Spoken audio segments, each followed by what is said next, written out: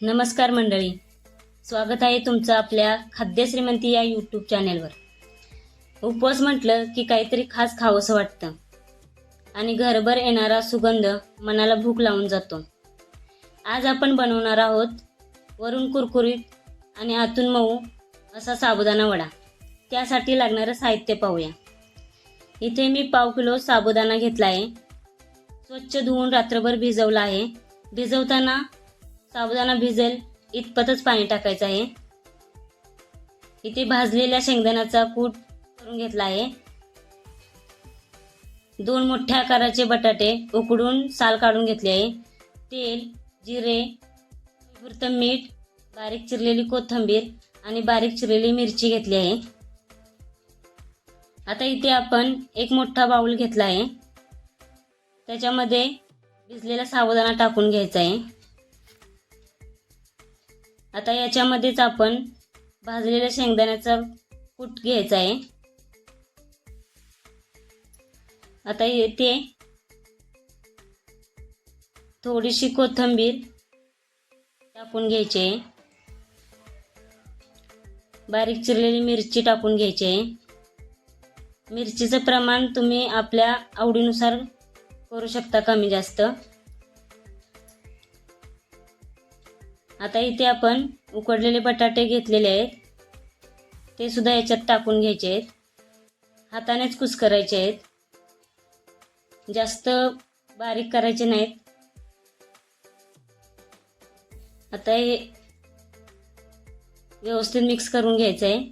आता याच्यामध्ये थोडंसं जिरं आणि चवीपुरतं मीठ घ्यायचं आहे. आता सगळं साहित्य एकजीव होईपर्यंत मिक्स करून घ्यायचं आहे. व्यवस्थित मळून घ्यायचं. आता इथे आपण गोळा तयार करून घेतला आहे व्यवस्थित. आता वडे थापून घेऊया. वडे थापताना हाताला थोडंसं तेल लावलं तरी चालेल, म्हणजे हाताला चिटकणार नाही, व्यवस्थित थापता येतील. वडे थापताना मध्यम आकाराचेच थापायचे, म्हणजे ते आतमध्ये व्यवस्थित शिजले जातात. थोडेसे चपटे गोल असे वडे तयार करून घ्यायचे आहेत. आता हे सगळे वडे आपण तयार करून घेऊया. आता इथे आपण बघतोय सगळे वडे तयार करून झालेले आहेत. 1/2 किलो साबुदाणा घेतलेला, त्याचे 10-12 वडे तयार होतात. आता हे आपण तळून घेऊया. गॅसवरती कढई ठेवली आहे आणि तेल गरम करत ठेवले आहे.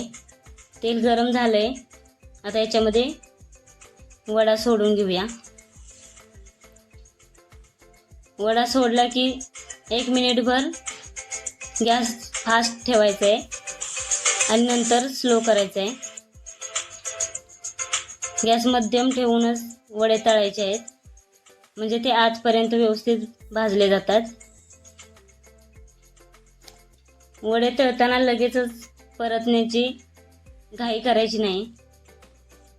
एक बाजूने व्यवस्थित भाजून द्यायचं आहे, मग व्यवस्थित पलटून कुरकुरीत होईपर्यंत भाजून घ्यायचे आहेत. आता आपण बघतोय आपले वडे भाजून तयार झालेले आहेत. आता याच पद्धतीने दुसरे वडे तळून घेऊया. आपण बघतोय हे सुद्धा वडे तळून झालेले आहेत. छान असे वडे तयार झालेले आहेत. आता आपण हे खाण्यासाठी घेऊया. आता इथे मी 4 वडे घेतले आहेत. त्याचबरोबर साबुदाणा पापड घेतला आहे. घरी बनवलेले बटाटा वेपर्स घेतलेले आहेत. हे ऑप्शनल आहे. गोड दही घेतला आहे. तुम्ही हे वडे खोबऱ्याची चटणी किंवा शेंगदाण्याची चटणी सोबत खाऊ शकता.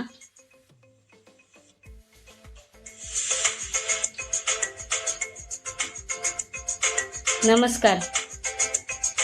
जेवण ही फक्त पोट भरण्याची गोष्ट नसते, तर ती आपल्या आठवणी, संस्कृती आणि माणसांना जोडणारी भावना असते. आजची ही रेसिपी तुम्ही घरी नक्की करून बघा आणि तुमचा अनुभव कमेंट करून सांगा.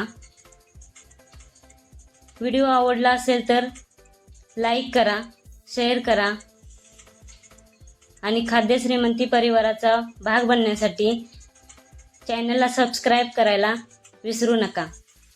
तोपर्यंत चव जपा, परंपरा जपा आणि घरगुती पदार्थांवर प्रेम करत राहा.